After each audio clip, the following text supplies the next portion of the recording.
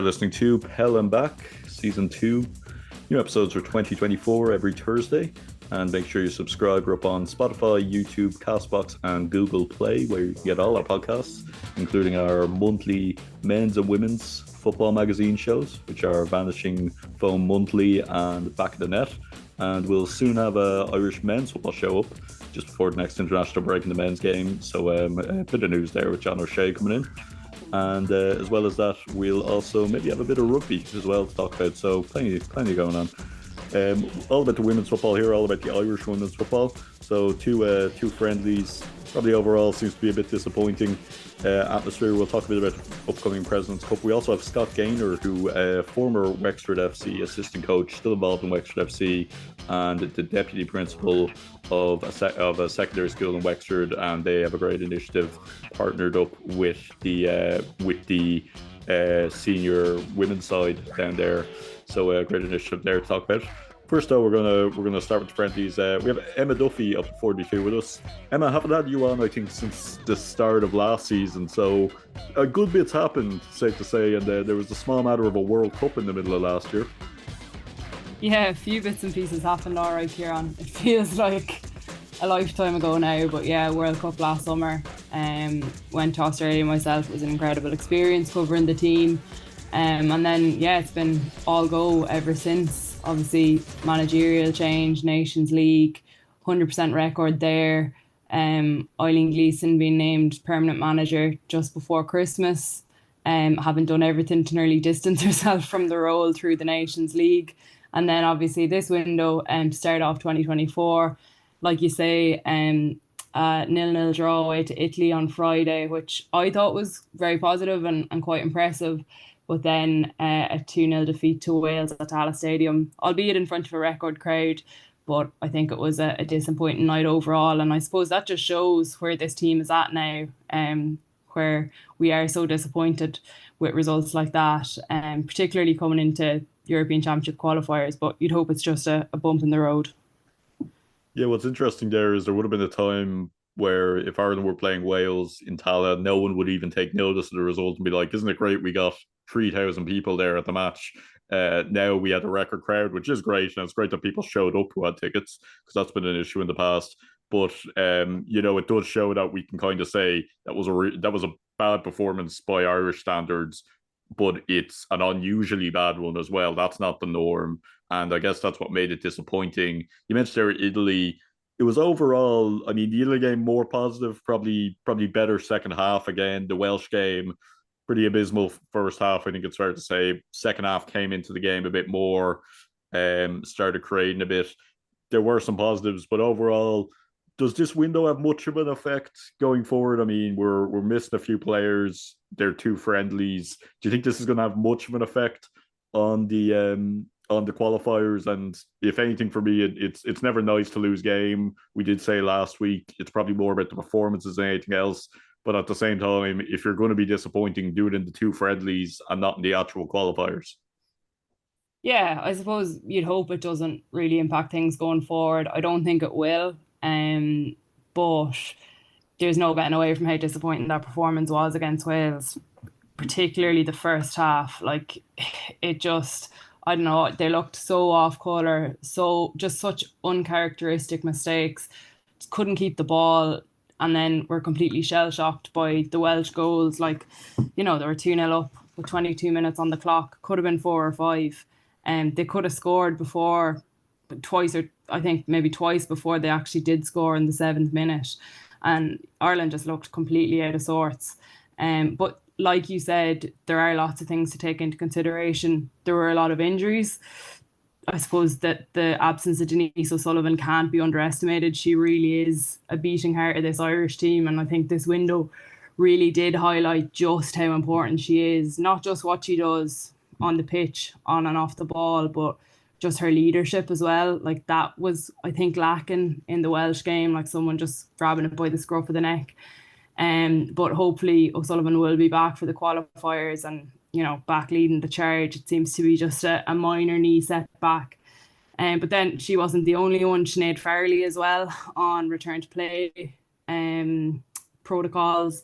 Huge loss in the midfield there. Tyler Toland, who had been starting pretty much every game through the Nations League. Jamie Finn did her ACL, which was incredibly unfortunate for her. And, the timing was dreadful because it felt like these two games could have been an opportunity for her to kind of try and establish herself in the 11 again.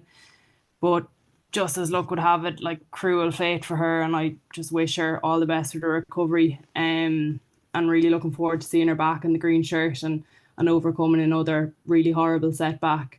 But yeah, then as well, as injuries aside and absentees aside, there was lots of chopping and changing with the formation, a little bit of experimentation. I suppose against Italy, played with a back four, and then retained the back four against Wales, having played that 3-5 at the back, which they've done for nearly 30 games now. It wasn't working in the first half. I don't really know what was going on, to be honest. There was a late change before kickoff. Neve Fahy had a hip problem in the warm up, so she had to pull out from the 11, and Diane Caldwell came in. So that may have unsettled things, but it also was no excuse for just the basic mistakes that Ireland were making. So yeah, I suppose a combination of everything. Like you said, they did look a little bit better in that second half. They kind of reverted to the 3-5 at the back with a 3-5-2. Keir Crusa and Emily Murphy came on in attack. Murphy on her debut tried to like offer a little bit more of an outlet in attack, but just overall it wasn't their night. But yeah, I don't know if you can read a whole pile into it. I suppose you will just hope that it was a bump in the road. I suppose the timing isn't exactly ideal just ahead of the qualifiers, but hopefully just a fact of, I guess, maybe nulling and voiding that Wales game. But yeah, it was one of those nights, I think. Yeah, in fairness, and that isn't the norm anymore for this Ireland team. I mean, there was a time, and not too long ago, where we'd kind of nearly you'd be expecting Ireland to finish, if there's five teams in a qualifier group, you'd expect them to finish fourth. Anyway, now we're expecting Ireland to be in the top two. Obviously, just a different format now for the qualifiers, with a four-team group, and we'll get to the draw in a little bit. But yeah, I mean, looking at the Wales game, like the first half was really bad, and as you said, it could have been more. It was hard to kind of know what the plan was. It seemed like the players didn't know. I suppose that just comes with, like you said, 30 games there of a back five. You're suddenly changing. I mean, it's hard for players to suddenly adapt to a different system, and it's probably better for the upcoming quality if we had a run of friendlies. And that's the thing, I'd nearly rather now, before the qualifiers, we had another two friendlies or something, just to get the taste of that one out of our mouths. But if you had a run of friendlies, if you had kind of a couple of windows of friendlies, it would be grand sticking with this back four. I get the idea of doing the back four, but maybe it's better off just sticking with the back three/back five for now, just because it's what we know, and we know it works, and it has been successful. When you're coming up in the qualifiers and looking at the teams we could play, they're going to be more difficult games than on paper this Welsh game was. Yeah, I think so. And I think that's something that Ireland have obviously prided themselves on through the years, that defensive solidity, that physicality, and that, really putting it up to teams that are ranked above them. And that was probably the most disappointing aspect of the performance against Wales for me. Like, they were bullied across the pitch, and that's not something that we see very often with this team. But like I say, hopefully just one of those nights. Like, I was actually impressed with how well they did against Italy in the 4-4-1-1, with the back four for the first time. Obviously, different partnerships across the pitch with players absent. I thought, like, all things considered, it was a really, really good performance. They looked really, I suppose, assured, confident, and they controlled the game at times, and that all was just out the window against Wales. But yeah, look, I suppose it's all these different things coming together. Eileen Gleeson, suppose, spoke earlier in the week just about the different setups, tactics, formations, that kind of thing, just how important adaptability is, whether that be, gearing up for a different opponent, or whether it be an in-game switch needed. So that is good to see. But like you say, I'd imagine in League A of the Euro qualifiers, it probably will be that 3-5 at the back that the players know so well, and that has been tried and trusted with hopefully that little bit more attacking flair and be able to take the handbrake off when needed. Yeah, hopefully. Just in terms of bright sparks, the two games, thought Jessie Stapleton played a different role this time around, but she was one who was very good. Obviously, got a move over across the water to the English leagues recently. Great to see Jess Zhu back, and I know she said it was kind of bittersweet getting the player of the match against Wales, but she was genuinely good, and it's great to see her back. And you feel maybe if she had been fit for the World Cup, she would have played a bigger role there. Good to see Leanne Kiernan and Amber Barrett getting minutes. They probably didn't do themselves justice at times, but good to see them two playing. Side note, I think there is something to be said for playing two strikers or that kind of 1-1 up front. So Kyra Caruso doesn't have to run her legs off. That obviously means you have to take someone else out. But there were some bright sparks in terms of individual performance, while the collective wasn't great against Wales. Yeah, 100%. Like there were definitely positives, and that's something that Gleason made clear afterwards. She said something along the lines of, I'm giving out here, complaining, but there are positives, and it's not all bad. Like you say, Jess Zhu, I thought she was excellent across both games. Like obviously, just those kind of like flashes of brilliance. She's really good technically. She's one of those exciting players when they get on the ball. It looks like they're going to do something and links up to play well. So yeah, I suppose it's just herself and Heather maybe clicking that little bit more down the right, Heather Payne. But yeah, great to see her back in the fold for the first time in 17 months. The Wales game was her first 90 minutes in 17 months. So super to see her back on track. Like you say, Jessie Stapleton there as well. I was really surprised actually to see her line out at midfield. Like when we got the team on Friday night, I was thinking, okay, Jessie is like I never even thought of a change of formation. I saw Stapleton as one of the three centre halves, but I thought she did really, really well across both games. She hardly put a foot wrong. Was really good in the six. I suppose when other players were messing up a little bit on the ball, she, had that wise head on young shoulders, which she has had for a long time now. It feels like she's been around an awful long time, but that was only I think, her fourth cap. And the two games were her first two starts for Ireland.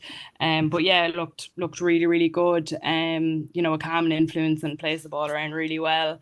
And like you say, loads of other positives there as well. Niamh Fahey coming back from injury, named player of the match in the first game against Italy, was solid at the back. Suppose then, yeah, there's so many across the board, and even when you think of players that weren't in this squad yet to come back in, that can only be a positive. Absolutely. And the draw is next Tuesday for the Euro qualifiers. So basically, Ireland will be in League A, four groups of four. Top two in these groups qualify automatically. And then the bottom two will play in playoffs. Now, Switzerland are in League B. They qualify automatically as hosts. A bit of controversy there about their investments that we might talk on the next episode of Vanishing Phone Monthly. But basically, Ireland, if they finish in the top two of the group, they qualify automatically. If they finish in either third or fourth in the group, which are they will play one of the top teams in League C in a playoff semi-final, and then one of the winners of the games between teams in League B in the playoff final if they win the game against League C. So basically, at least a playoff guaranteed. So the teams we may play, Ireland are pot four alongside Finland, Poland, and Czech Republic, so won't play any of them. Then pot three is Iceland, Belgium, Norway, and we are recording this before the second leg of Sweden or Bosnia and Bosnia-Herzegovina. Sweden are 5-0 up, so I think we can safely say it's going to be Sweden. Pot two is England, Denmark, Italy, Austria. Wonder who people want there. And pot one is France, Spain, Germany, Netherlands. So look, this is a very difficult ask to finish in the top two of this. Like, it would be a surprise if we finish in the top two of this group, but at the same time, we have that playoff guaranteed. The playoff is going to be against a League C team, so on paper we should be winning that comfortably. So really, I don't want to say free hit, but we can play with that bit of freedom. I mean, when you look at, ideally you wouldn't get France or Spain, but Germany are having a bit of a problem at the moment. Didn't have a great World Cup. Netherlands have proven to be vulnerable at times. I think it would be a great occasion to play England in the Aviva Stadium. Not that you necessarily want to play against this English Lionesses team. Denmark, Italy, Austria would be capable of putting it up to anyone in that third team, a third seeding. I think we'd be capable of putting up to. So it's a big ask, and on paper, Ireland will be the fourth team in this four-team group. But at the same time, you know, there is a chance there, and we have that bit of freedom of having a playoff guaranteed. So I suppose what I wouldn't want to see is a fearful Ireland side. I think they could be a fearless Ireland side in these games. Yeah, I think so. And I think they'll have, gained a lot of confidence and belief over the last few months as well. Obviously playing at their first ever major tournament in the World Cup and not looking out of place. Narrow defeats, a draw, and then through the Nations League, albeit against lower ranked opposition. They, I suppose, moved through the gears nicely. They looked good. I think was it 20 goals scored and two conceded. And I suppose they seem to be on an upward trajectory. But yeah, like obviously the draw on Tuesday, we'll have to wait and see who comes out of the pots. You've mentioned a few names there, like the fact that England are in pot two, is mad to me. The fact that you could get a Spain, England, and another. You're talking world champions, European champions, and I suppose meant to mention it earlier as well. Like England bet Italy 4 or 5-1 yesterday, which is pretty, I suppose, a little bit daunting going into April. But yeah, look, whoever Ireland draw, they'll be, I suppose, confident in going out and doing a job. And like you say, a playoff is more or less guaranteed. So that all adds to it. Few windows, I think it's April, June, July. So it'll be pretty relentless going, particularly with the club schedule as well coming towards the end of the season. And then the playoffs are October, November time. So you won't find the few months going past quickly. But great to see Ireland there with Europe's elite. They want to be in that League A, they belong in that League A, and they're out there to prove it. I was looking at our ranking here in the Nations League is 17, and there are 16 teams the Euros. So it seems like it'd obviously be our first ever Euros, but having done reasonably well at the World Cup, and again, I think we were all a little bit disappointed we weren't in contention to qualify in that last game. So again, that shows how far this Irish team has come. But we wouldn't be out of place in this Euros, and if we get to the Euros, funnily enough, we'd probably have a slightly easier draw if we get to the Euros. But if we do get there, I mean, we won't be out of place again. And this is what we need from this Irish team to be competitive in qualifying. And I think when you look at this League A, I mean, look, it is going to be very difficult. All you want is Ireland to be fairly competitive. If it's playoffs, we're capable of beating anyone in that League B. We're capable of beating anyone in that League C. So I think there's a good chance for Ireland here, and like I say, it's hardly a free hit because if you go out and lose every game 5-0, that doesn't set you up well. But England having a good result there against Italy, and the teams we played in League B, Hungary and Northern Ireland. Northern Ireland won their playoff to stay in League B. Hungary losing their playoff to remain in League B, not get promoted. So look, we have every chance. Emma's going to be back with us in a bit to talk about the President's Cup, but now we're going to turn our attention to Wexford FC.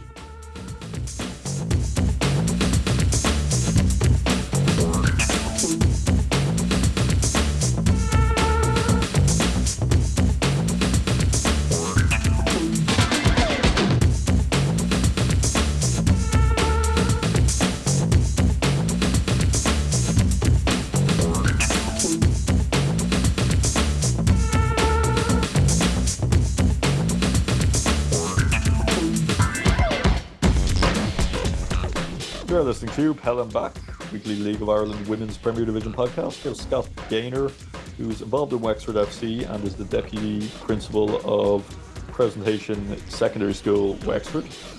So, Scott, thanks for coming on. I think the last time we talked to you, you were the assistant coach of Wexford, then known as Wexford Youths. A lot's changed in that time. I think that was about 4 years ago. So, a lot's gone on, and there's a lot of excitement around the club now at the moment because it seems the women's side and the men's team have very much merged together now to be one Wexford FC. Yeah, thanks very much for having me on, Ron. Yeah, as you said, there's been a lot of change in the club. As you mentioned, I was lucky enough to be involved with the club and on the coaching staff during a very successful period for the club, both league and cup and trying to qualify for Europe, etc. And Wexford Youth women obviously have a very storied history in the Women's League of Ireland, Women's Premier Division now. But you rightly say that it's a very exciting time for the club as a whole, and now thankfully that's of men and women under the one banner, under the one crest, under the one name in Wexford FC, and I suppose all sides communicating and working together for the betterment of football for players in the southeast and for Wexford. So yeah, it's great to see both sides together. It's great to see kind of the one umbrella. And yeah, everyone in the club is obviously really positive about it. The men's, the first division side have obviously just kicked off the season. Not the result they wanted on the opening night, but a chance to rectify that now against Cove. And as you said, the women are waiting for 9th of March against Bows coming up and to get their season going. So yeah, exciting times for the club, both on and off the pitch. And yeah, a lot of change in the club, new CEO, new structures, and yeah, I think we're starting to see, and hopefully the good news stories in the club are getting out there. I think you're starting to see the positive impact that's having. We've heard a lot about the changes to the domestic leagues. The Women's National League came under the League of Ireland banner, and it's the League of Ireland are encouraging, the FAI are encouraging men's teams to have women's sections, and in turn, women's teams to have men's sections, and ideally, kind of each men's League of Ireland team having at least a team in the underage in the women's, and vice versa. What's the significance of the men and women's teams being like on the same page? What's the significance of the fact that they're partnered together?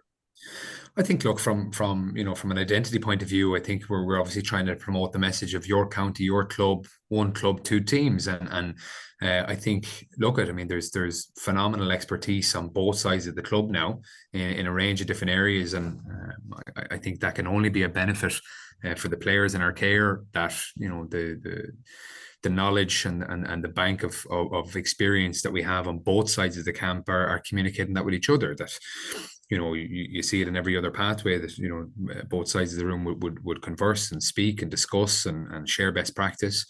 And that's what we're trying to achieve here. That from the academy structures right down, and we've had very good news in relation to investments in our academies, both on the men's and women's, the boys and girls sides.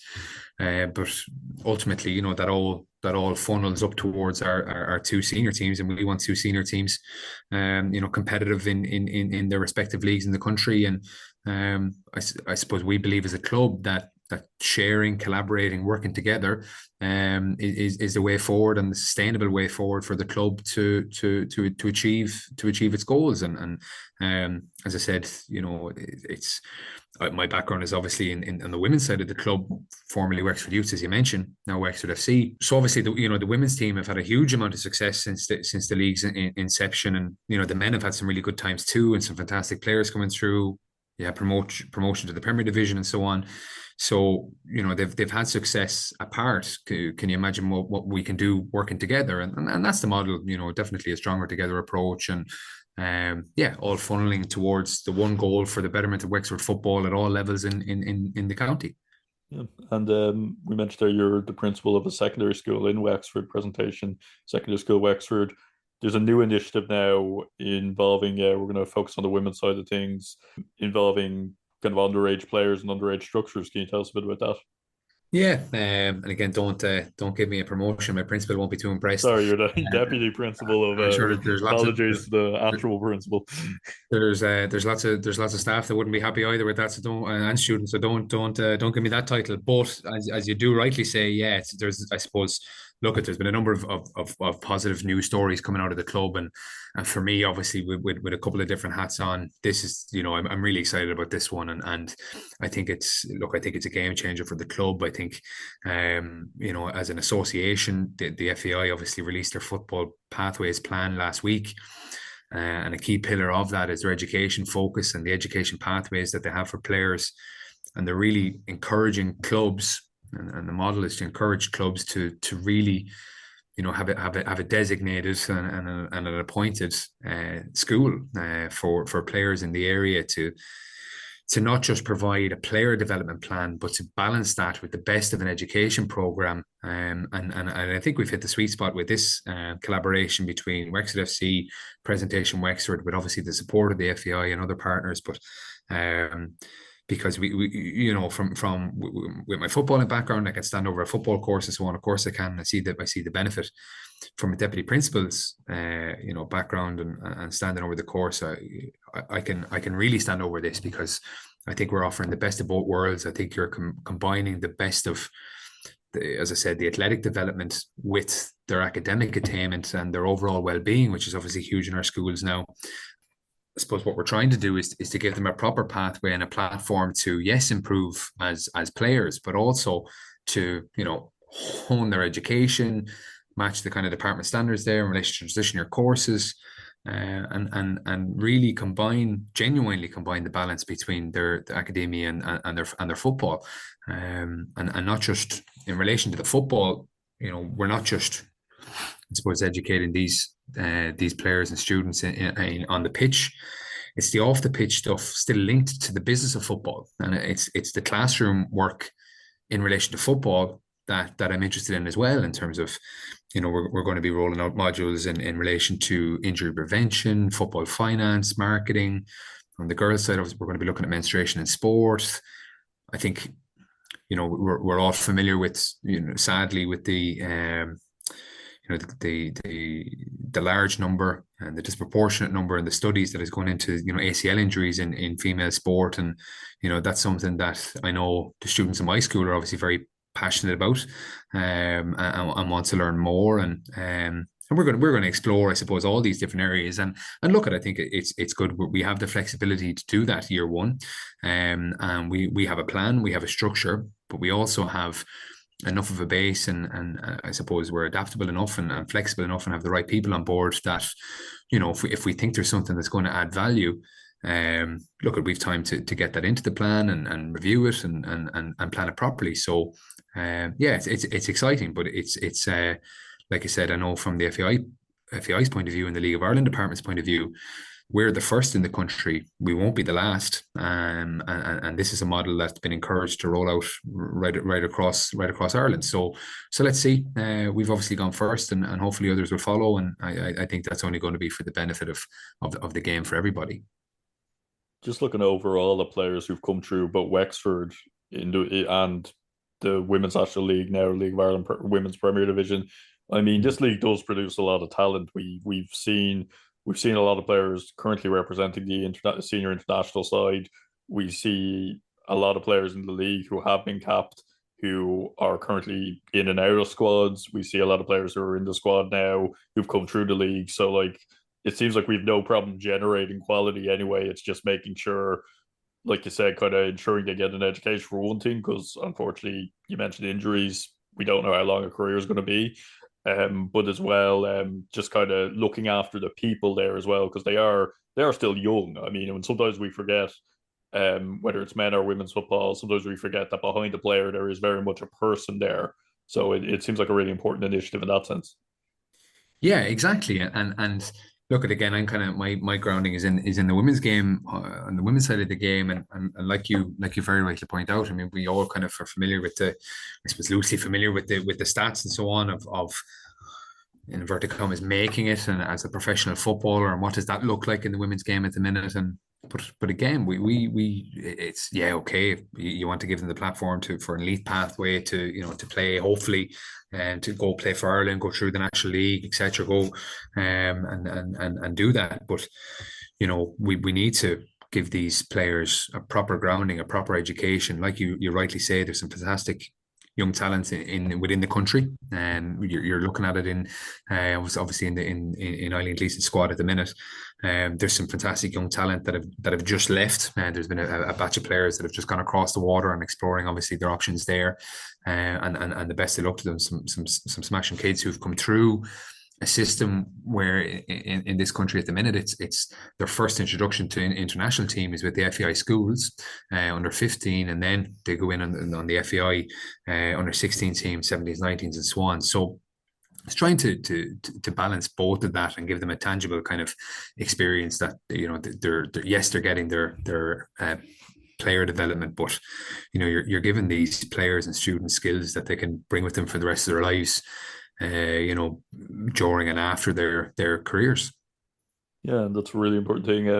In terms of yourself getting involved in Wexford, how did all that start? Obviously, you're the deputy principal, not the principal of a school. I won't give you a promotion, but in terms of getting involved in the club, how did that all come about from you all those years ago? It kind of it tied together at the one time in terms of work and sport. I was teaching in a school in St. Organ, St. Files, and Linda Douglas was on the staff. She still is. She's a teacher, PE teacher in St. Raphaelis, and she was at the time she was a Wexford Youth player. The job came up. I was advertised in Wexford, and I was looking at it, and Tom Elms obviously comes in as manager, and he's since gone on to the international scene and was very successful also. So, yeah, we're lucky, right place, right time. Everything kind of lined up with both my professional life in terms of school and work, and obviously the football side of it. Went alongside that, and even on a personal level, the two of them were great for each other because I was moving to an area where I didn't really know too many people, and as you know, sport is a great leveler and a great kind of in to meet people and so on. So I was able to obviously do that, but do it at a level that was obviously really enjoyable and really successful, and learned so much, all the way through my time at Wexford, and now I'm obviously involved in the club on the other side of the house, and family circumstances. I have a small baby, and I probably can't devote the time on the grass at the minute, Monday, Tuesday, Thursday, Saturday. So I can, if I could do it on the end of a phone or a laptop or meetings and so on, maybe it's a little bit more flexible for me in my current scenario. But who knows what'll happen in the future? But it's been a really enjoyable time at Wexford, and I suppose to see both of these passions collide, and to be able to assist in the delivery and the bringing this course together. It's really enjoyable, and obviously something that I care deeply about. Yeah, this seems like a really great initiative. Scott, thanks for coming on today. And we're actually recording this the day before Ireland play Wales in the friendly. Obviously, the year for Irish women's football on the pitch anyway kind of kicked off a few days ago, with the friendly against Italy, fairly solid performance. It's a big year now for Ireland, Irish women's football in general, following on from a great to appear at a World Cup. Now it seems like let's really make the most of it, and like we're in a great position to qualify for the Euros now. So a lot of excitement in general, just around Irish women's football, I think, at the moment. Huge, and even I suppose just a small anecdote is that when I started in the school, you'd contact the ticketing department for Tala, and you ask for tickets to bring the kids up to Dublin for the evening and stop for their chips and have the crack on the bus and so on. And they'd say, "Yeah, how many tickets do you want? Do you want 200? Do you want 250?" And now you're fighting to get tickets, and it's brilliant, and it's fantastic to see.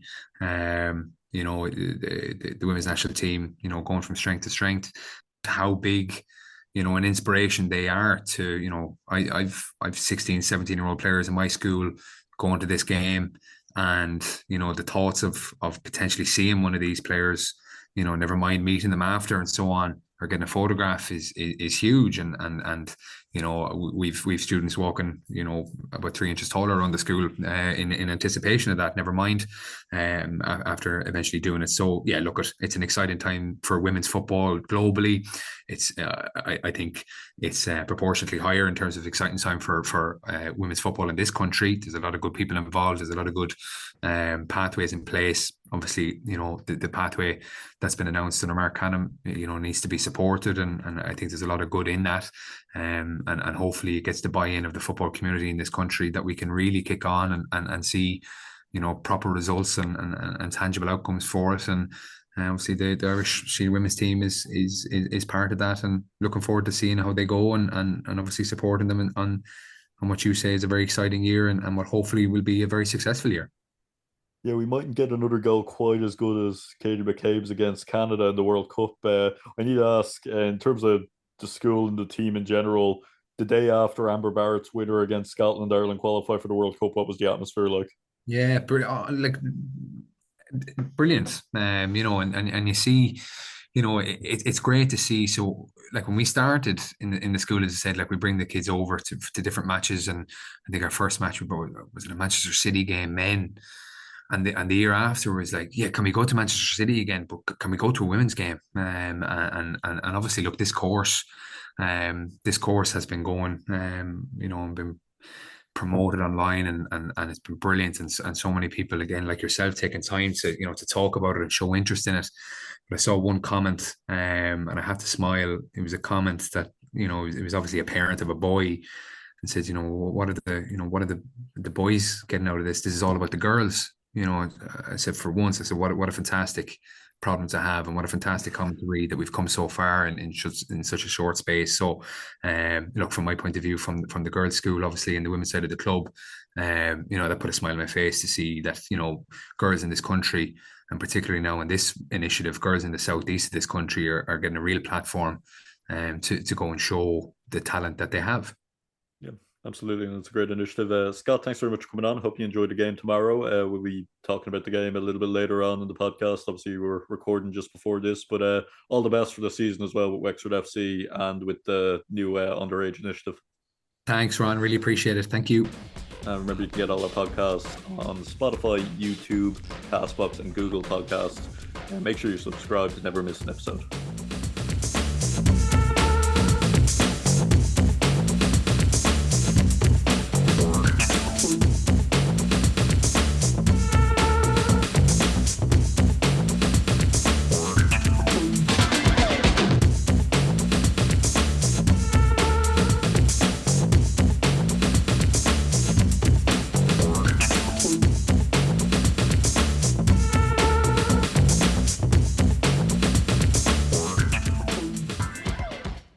Are listening to Peil and Back, and it's at postbussport on Instagram and Twitter/X, whatever you want to call it, and postbus.sport.blog, doing a bit of renovation on our website. So there's lots of stuff up there. It's just not very tidy. So you're welcome to have a dig around there, and we'll hopefully have it cleaned up by the start of the domestic season. Domestic season is kicking off this weekend. President's Cup is on. Emma Duffy's back with us. Emma, an interesting one, because when we see, like, in the men's game anyway, the Community Shield, it always feels like it's a competitive friendly in a way. It's a season opener. It probably means more to the team that wins it than loses it. But at the same time, it is a chance for a trophy. We saw Athlone win it last year, and they went on to win the FAI Cup. So it is a chance to gain a bit of early momentum. And there's only 4 pieces of silverware going. 5 if you're Shells, because they could win the Champions League, but 4 for most teams. Yeah, 100%. Look, it's a final, and any team that's playing in a final is going to want to win it and to lift whatever silverware is on offer. But like you said, it's not the be all and end all by any means or manner. I suppose it's a season opener, but more so marks the end of pre-season. Players getting back out onto the pitch, playing competitive games. It's where they want to be. All the hard work is hopefully done at this point. The pre-season graft and the long bursting runs, the hours in the gym, so it's about getting out onto the pitch. And I know there've been pre-season friendlies and whatnot, but I suppose getting down to business again, and getting into the mindset of Saturday football, and whatnot. So yeah, big game ahead with Athlone Town and Peamount, league champions, FAI Cup champions. I'm sure they'd take an FA Cup as well. Yeah. But like there'll be, as always, there'll be no love lost between these teams. And I suppose it's just whoever can take that little bit of momentum going into the season the following week. And yeah, really looking forward to it. Peamount United, I was thinking it's probably a bigger deal for them to not win it, because they're coming in as league champions. I don't think a lot of people expected them to win the league last year, losing so many players. They've managed to retain a lot of their squad this year, plus adding a couple of names. But I think if they lose, then suddenly all that noise in pre-season last year about them maybe not going to be able to put together a title challenge, all that maybe comes back. Whereas at Athlone Town, they certainly weren't favourites to win the FAI Cup last year. So, it was nearly a weird season for them where they obviously didn't do as well in the league, but they still did well by the standards we would have expected for them probably the season before. So they've kind of established themselves now as a pretty good higher league team, but they are going to be probably missing a few players for this game. Yeah, and look, I'm sure they enjoyed a few weeks at the start of the off season, but they've been back to work. Like you say, lost few ins and outs, as expected every season. Obviously, Tara O'Hanlon heading for Manchester City, big loss, but she did miss a lot of the latter half of last season with a hamstring injury. I suppose they've added to their squad and brought in Kira Mara, Erica Burke, players who have established themselves in the league for a few seasons now. And then they have some of the most promising young talent in the country, and Erin McLaughlin, Freya Healy, Ellen Dolan, Jess Fitzgerald. Managed to retain all of those as far as I'm aware, and plenty of other big names.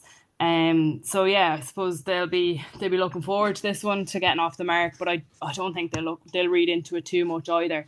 But yeah, then I suppose Athlone on the other hand, I think I was reading earlier that they've only ever beaten Peamount once. And that's something that they'll want to do it twice. They'll want to do it three times this year. They've made their intentions felt. Even after the FA Cup last season, FAI Cup, I keep calling it the FA Cup. It's much more prestigious than the FA Cup. After the FAI Cup final last year, it was straight away talking about mounting title challenges in the league, which says it all. And like, if you remember season opener last year of the league, Peas won 3-1 down in Athlone. Athlone went 1-0 up early on. I think it was Chloe Singleton who got the opener. But Peamount came back to win 3-1, and that's something that a lot of the players have pointed back to in the wake of lifting the title. And then they had, I think it was a 5-3 home win then at the start of the summer. But Athlone beat them out, or knocked them out at the FAI Cup on penalties in the quarter final. So yeah, it's definitely a tasty one.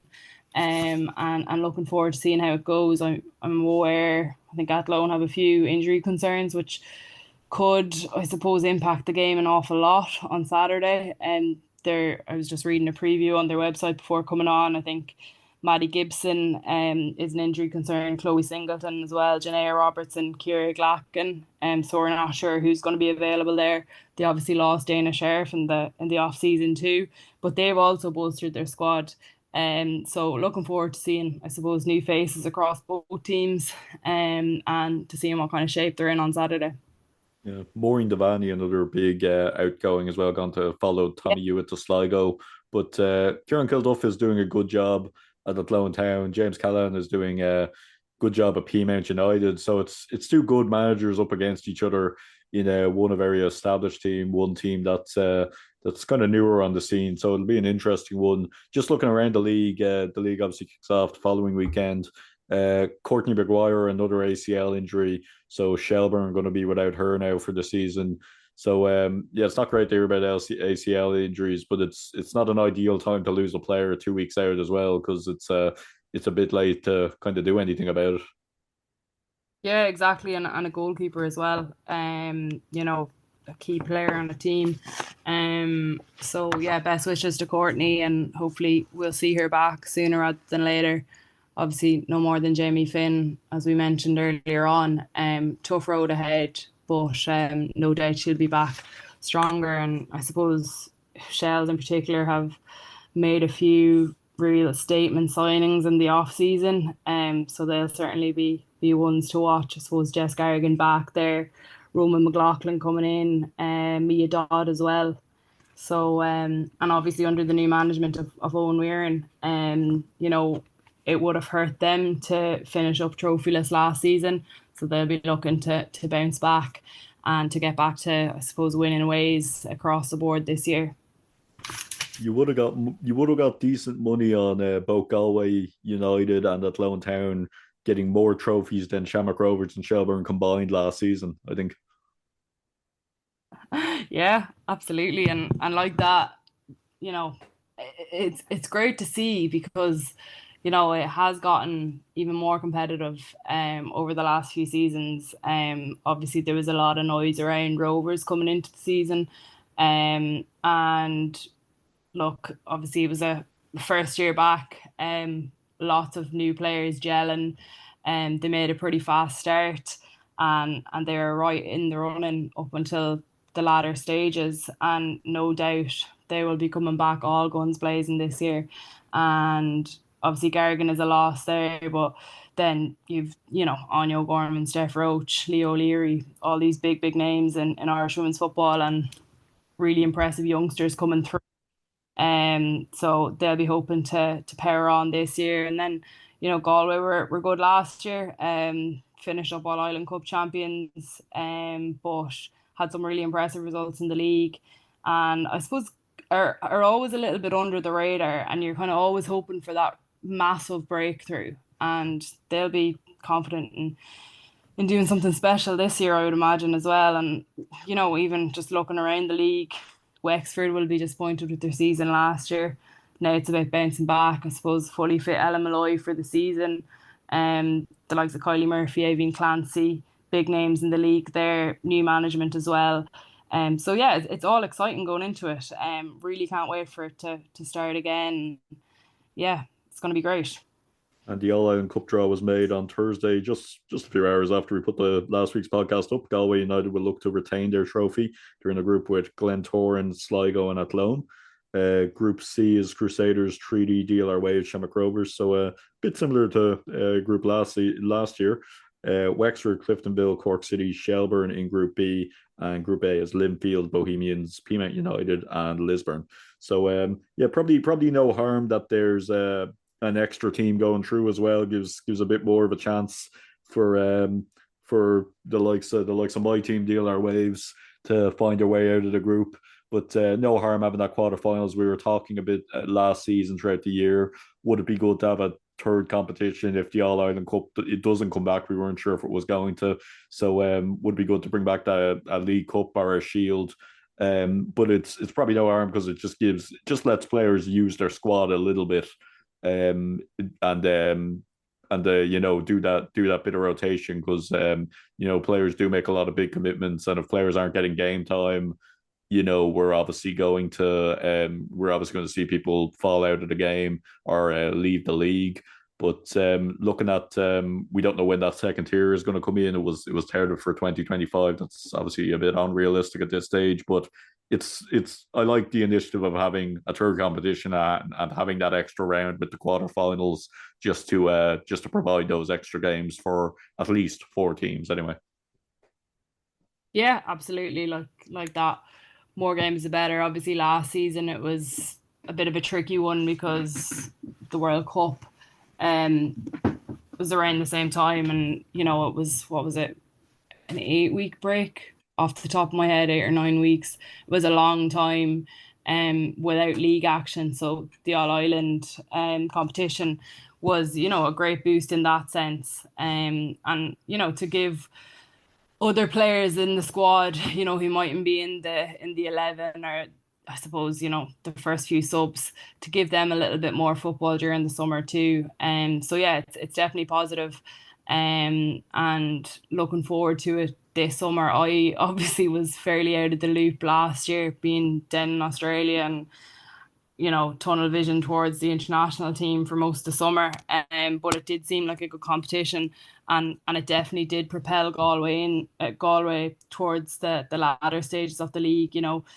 Like that little bit of silverware can really boost a team. And once you get that taste of winning, you want to keep it. So yeah, definitely it's another piece of silverware, as you say, and it's loads more games for players. And yeah, it can only be a positive. Yeah, absolutely. Emma, thanks for coming on. The 42.ie, we can get all your stuff and all everyone else's stuff on women's football, women's sport, and just sport in general. Absolutely. Thanks so much, Kieran. Appreciate it. And thanks for having me. It was great to catch up. Yeah. I think it was. I think it was actually before the World Cup was the last time. A few months before the World Cup. Just briefly, a word on what did it mean seeing Ireland at the World Cup for someone who's been involved in women's sport and women's football, and particularly for so long. Oh, it was unbelievable. That whole day, of the opening game in Sydney, Ireland's opening game in Sydney, I should say, because there was a game in New Zealand beforehand, but that whole day was just so surreal. Like I remember waking up that morning and just being so emotional, and like the videos that the FAI put out, um, with interviews with the players, speaking about playing in front of 75,000 fans, and talking to all of their family members and whatnot. Like they really would have just sent shivers through your spine. It was unreal. And then waiting for, because obviously the time difference, waiting for people to wake up back home. And I know the game was at, was it 11 a.m. ish at home, but obviously it was like 8 or 9 p.m. Australian time. So yeah, it was madness. Like, and then that just the build up to that game, hearing that Sam Kerr was out in the press room, that bombshell. And then I suppose even when the teams were walking out and the anthem and that kind of thing, probably wasn't as emotional as I thought I would be, because you kind of have the the work, you're in work mode at that stage. But it was unbelievable, just the roar of the crowd. It was so overwhelming, like that amount of people in one place watching this Irish women's team who have just been on the most incredible journey over the last few years.